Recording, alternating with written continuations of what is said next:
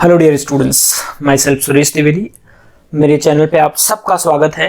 आज का मेरा टारगेट एग्जामिनेशन है NTSC, national talent search examination. आज हम लोग बात करेंगे इस एग्जामिनेशन की डिटेल्स, पेपर का पैटर्न और किस तरह से इसके पेपर की तैयारी करें, स्पेशली 2021 के लिए जिनके पास बहुत कम समय बचा है स्टेज 1 के लिए, उनका स्ट्रैटेजी अगले 1-1.5 महीने क्या रहना चाहिए। तो चलिए, क्योंकि 2021 एक कोविड इफेक्टेड साल रहा है, अभी भी हम लोग कोरोना फेज से पास हो रहे हैं, तो बहुत सारे एग्जामिनेशन क्योंकि पोस्टपोन हो गए हैं, डिले हो गए हैं, तो एनटीएससी कोई एक्सेप्शन नहीं है। नॉर्मली एग्जामिनेशन नवंबर में होता है स्टेज 1 का एग्जामिनेशन, लेकिन इस साल स्टेज 1 का एग्जामिनेशन शेड्यूल है 12 और 13 दिसंबर को। 12 दिसंबर को मिजोरम, मेघालय, नागालैंड एंड अंडमान निकोबार आइसलैंड में, एंड बाकी जितने स्टेट्स एंड यूटीज हैं उन सब में 13 दिसंबर को, यानी ज्यादातर जगहों पर 13 दिसंबर को एग्जाम कंडक्ट होने वाला है स्टेज 1 का। स्टेज 2 शेड्यूल ऑन 13 जून 2021। तो जो बच्चे स्टेज 1 में क्वालिफाई कर जाएंगे वो स्टेज 2 के लिए एलिजिबल हो जाएंगे, जो कि 13 जून को प्लान्ड है। अभी depending upon the Covid situation थोड़ा बहुत आगे पीछे भी हो सकता है, इसके लिए तैयार रहें। लेकिन 2021 में एग्जाम देने वाले बच्चे मान के चलें कि ये फाइनल डेट्स है, क्योंकि तैयारी भी उसी हिसाब से आपको करनी पड़ेगी ताकि आप इस डेट तक अपने आप को अच्छी तरीके से तैयार कर लें। आप में से ज्यादातर बच्चों को ये पता होगा कि एग्जामिनेशन बेसिकली 10th क्लास की स्टडिंग बच्चे देते हैं, जो किसी पर्टिकुलर स्टेट के रिकॉग्नाइज्ड स्कूल में पढ़ रहे होते हैं या नेशनल ओपन स्कूल में पढ़ रहे हैं। तो उनके लिए भी थोड़ी कंडीशंस के साथ, लाइक उनका एम्प्लॉयमेंट नहीं होना चाहिए, ये एक शर्त है उनके साथ, और वो भी इस एग्जामिनेशन को दे सकते हैं। जो बच्चे अब्रॉड हैं, आउट ऑफ इंडिया पढ़ रहे हैं 10वीं क्लास में, वो भी एग्जामिनेशन को दे सकते हैं। उनके लिए स्टेज 1 एग्जेम्प्टेड है, वो डायरेक्टली स्टेज 2 में बैठ सकते हैं। अगर पैटर्न के बारे में बात करें तो NTSC examination consist of 2 papers.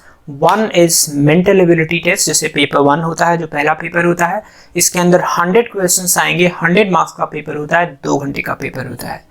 And अच्छी बात यह है कि नेगेटिव मार्किंग नहीं है। बुरी बात यह है कि क्वेश्चंस पर क्वेश्चन जो टाइम है लगभग 1 मिनट का, वो मैनेज करना थोड़ा मुश्किल है।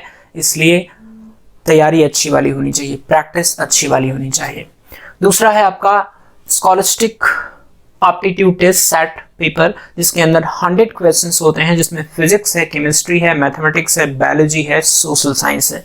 100 मार्क्स है, 120 मिनट्स है। Again there is no negative marking. अब इनका एग्जैक्टली ब्रेकअप कैसे रहता है क्वेश्चंस का, physics, chemistry, maths, biology and SST में, वो हम लोग आगे बात करने वाले हैं।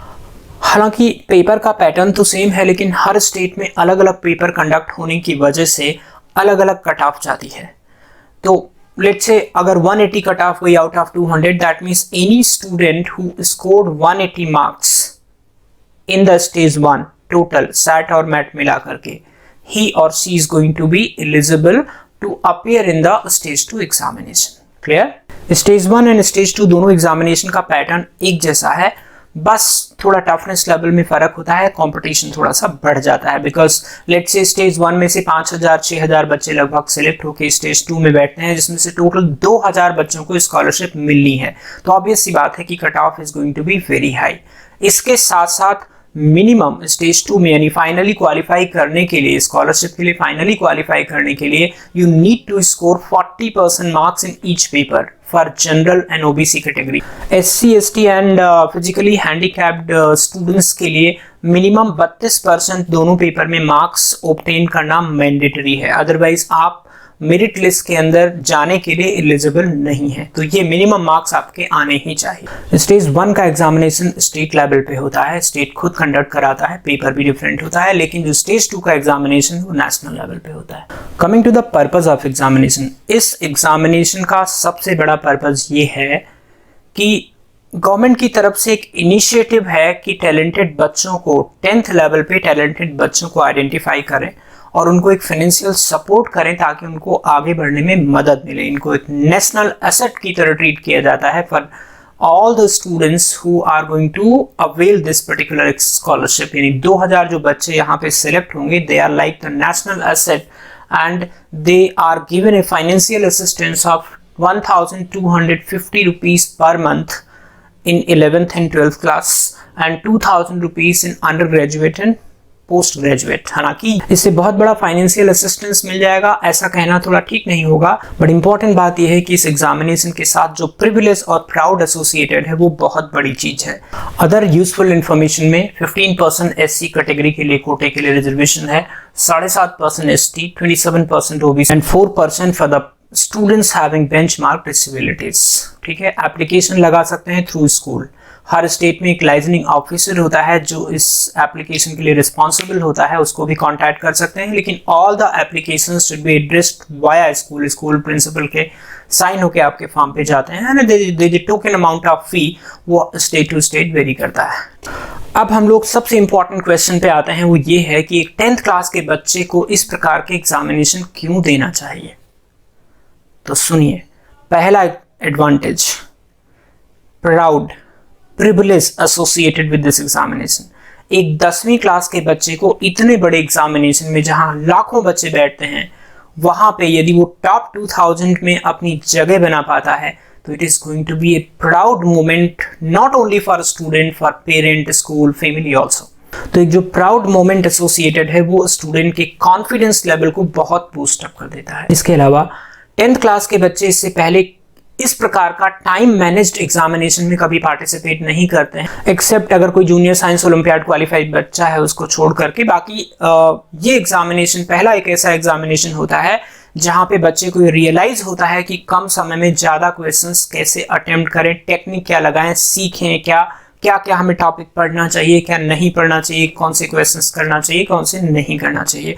ये बहुत इंपॉर्टेंट है अपने आगे आने वाले करियर ओरिएंटेड एग्जामिनेशंस के लिए या फिर ओलंपियाड की भी एग्जामिनेशन के लिए बहुत अच्छा फाउंडेशन बच्चा तैयार कर लेता है। और वो भी अगर सिलेक्शन ना हो तो भी, मान लीजिए किसी बच्चे का 178 मार्क्स आया, 180 कट ऑफ थी, सिलेक्शन नहीं हुआ, लेकिन मैं तो मानता हूं कि 178 मार्क्स स्कोर करने वाले बच्चे ने बहुत मेहनत की है और वो सिलेक्टेड की तरह ही है, क्योंकि सिलेक्शन और नॉन सिलेक्शन के अंदर सिर्फ 2 या 1 मार्क्स का फर्क है।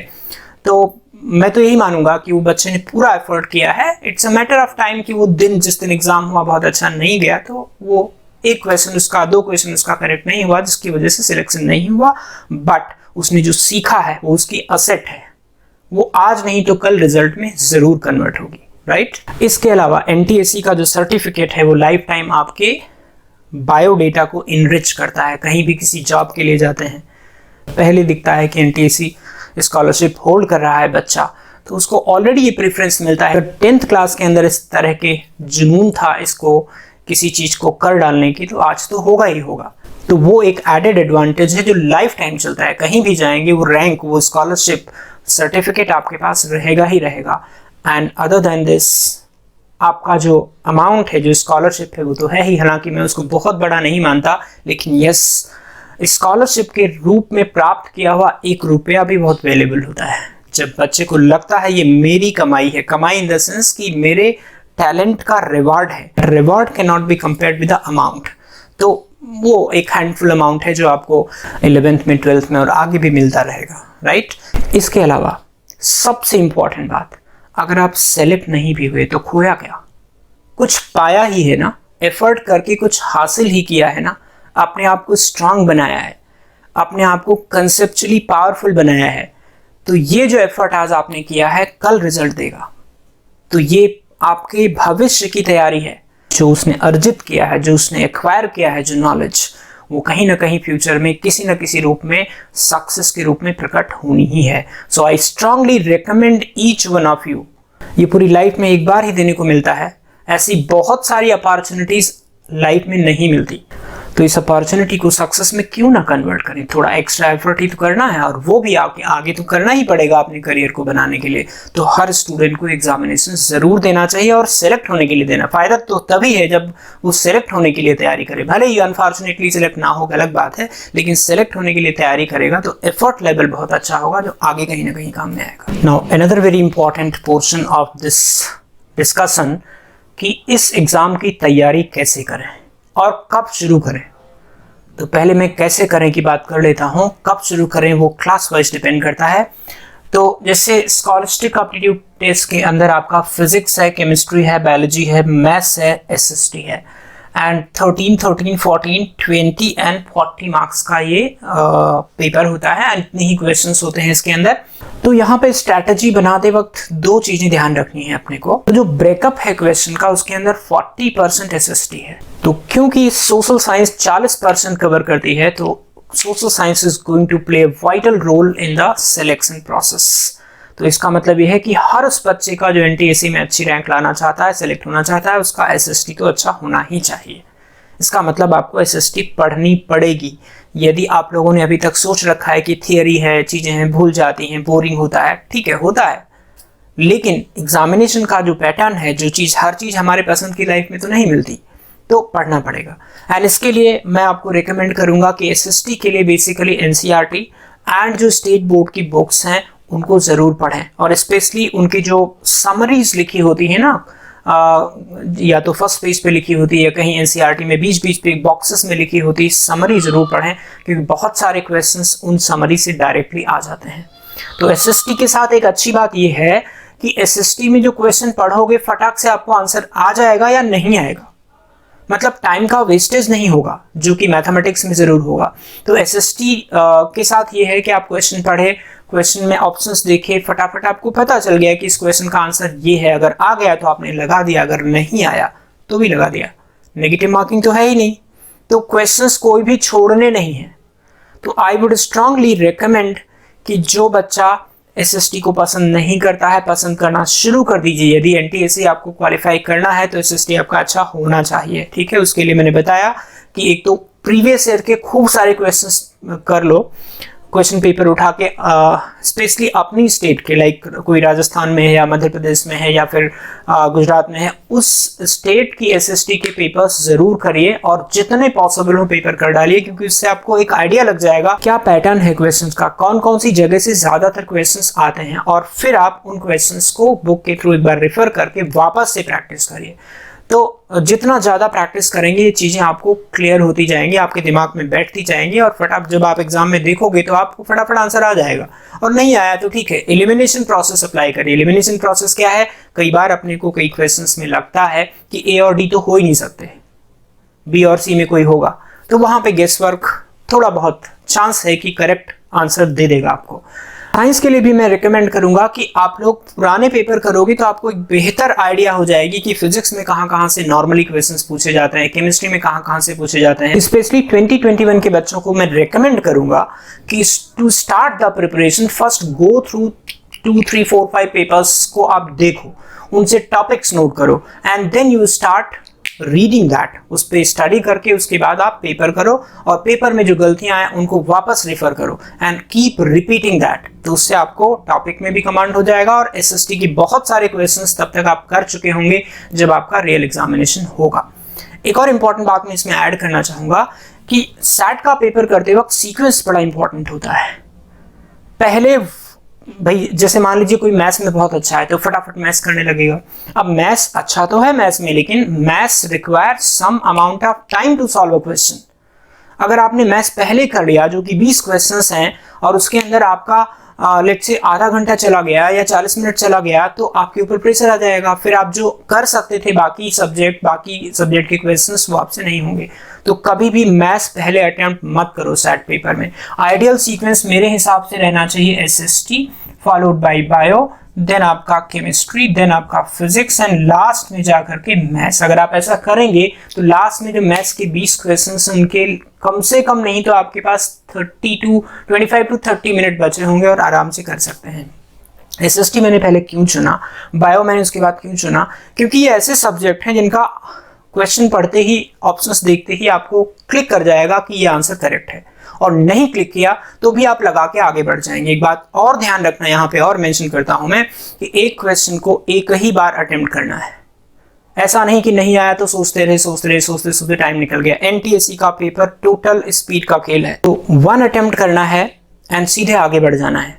एक क्वेश्चन पे बिल्कुल टाइम वेस्ट नहीं करना है। मैं तो ये भी बोलूंगा कि एसएसटी के एक क्वेश्चन पे 30 सेकेंड्स रिक्वायर्ड है, नॉट मोर देन दैट। तो मान लीजिए एसएसटी में आपका 20 मिनट लगा, बायो में आपका 10 मिनट लगा, केमिस्ट्री फिजिक्स में 10 मिनट लगे, तो भी आपका टोटल लास्ट में जाकर के 20 मिनट्स बचा हुआ है आपको 20 क्वेश्चंस करने के लिए।